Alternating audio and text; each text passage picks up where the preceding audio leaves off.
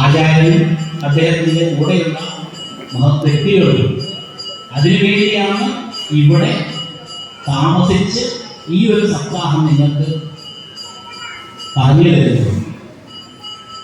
ഇത് പറയുമ്പോഴും പറയുന്ന ആൾക്കും കേൾക്കുന്ന ആൾക്കും ഒരുപോലെ ഫലപ്രദമാണ്. കാരണം വാങ്മയ ശരീരമായ ഈ ഭാഗവതം പറയുന്തോറും കേൾക്കുന്തോറും നമ്മുടെ ഉള്ളിൽ ആ തത്വം ഉറയ്ക്കുന്നു.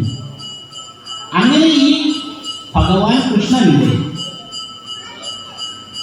തത്വമസി എന്ന് പറയുന്ന ആ തത്വത്തെ, അത് നീ ആകുന്നു, ഈ ഭഗവാൻ ഞാൻ തന്നെയാകുന്നു, എൻ്റെ ഉള്ളിലുള്ള എൻ്റെ ആത്മസ്വരൂപമാണ് ഭഗവാൻ എന്ന ബോധം നമുക്ക് കിട്ടുമ്പോൾ മാത്രമാണ് ഭക്തി നമ്മളിൽ പൂർണ്ണ സ്വരൂപത്തിലേക്ക് എത്തുന്നത്. അല്ലാത്തത്തോളം നേരത്തെ പറഞ്ഞ കയ്യിലിരിക്കുന്ന മിഠായിയുടെ ഫലമേ ചെയ്യുകയുള്ളൂ. ഈ വിഗ്രഹം നിങ്ങൾ എത്ര ശ്രദ്ധാപൂർവമാണോ ഇവിടേക്ക് ആനയിച്ചു കൊണ്ടുവന്നത്, അതേ ശ്രദ്ധയോടുകൂടി, അതിനേക്കാൾ ശ്രദ്ധയോടുകൂടി ഈ വിഗ്രഹത്തെ തൻ്റെ ഹൃദയത്തോട് ചേർത്ത് വെച്ചുകൊണ്ട് തൻ്റെ ഹൃദയത്തിലേക്ക് ആവാഹനം ചെയ്ത് ഉറപ്പിക്കുക. നമ്മുടെ എല്ലാ കർമ്മങ്ങളും ആ ഭഗവാനുള്ള, ആ ഈശ്വര തത്വത്തിനുള്ള പൂജയായി മാറട്ടെ. അങ്ങനെ ആ ഭഗവാനുള്ള പൂജ നമ്മുടെ രാമായണത്തിൽ നോക്കിയറിയാം. നടക്കുമ്പോഴും ഇരിക്കുമ്പോഴും നാനാകർമ്മങ്ങൾ അനുഷ്ഠിക്കുമ്പോഴും മാനസേ ഭവദ്രൂപം തോമനം ദയാബുധേ എന്ന് പറയുന്നത് മറ്റാരുമല്ല, അഗസ്ത്യ മഹർഷിയാണ്. ഇത് പറയുന്നത് നമുക്ക് വേണ്ടിയാണ്.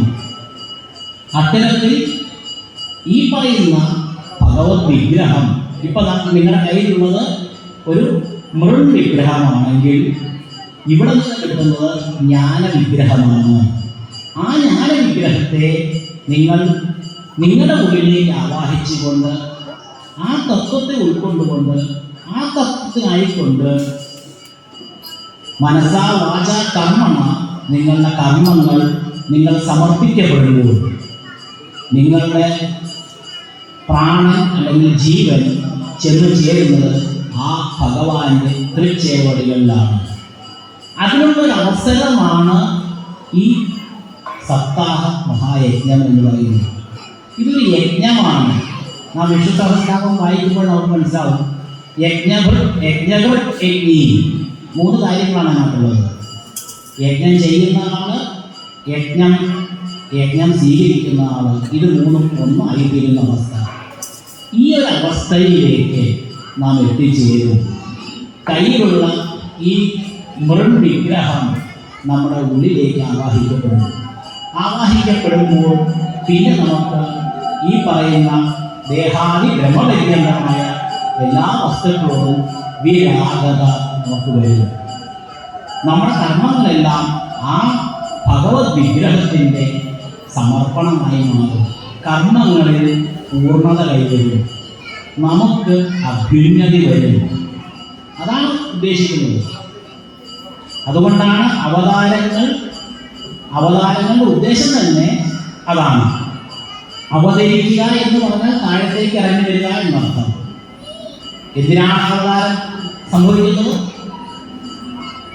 വസ്തുക്കളിൽ ബന്ധപ്പെട്ട് കിടക്കുന്ന ജീവാത്മാക്കളുടെ മനസ്സിനെ, ജീവാത്മാക്കളിൽ നമ്മളെല്ലാവരും ആ മനസ്സിനെയാണ് ഉദ്ധരിക്കപ്പെടുന്നത്.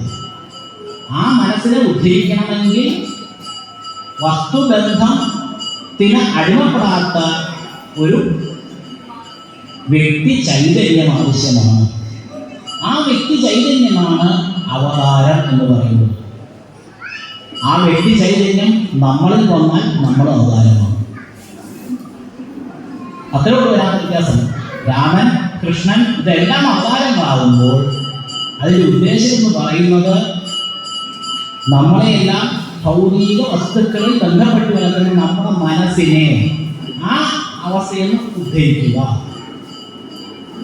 അതാണ് പരിത്രാണായ സാധൂന.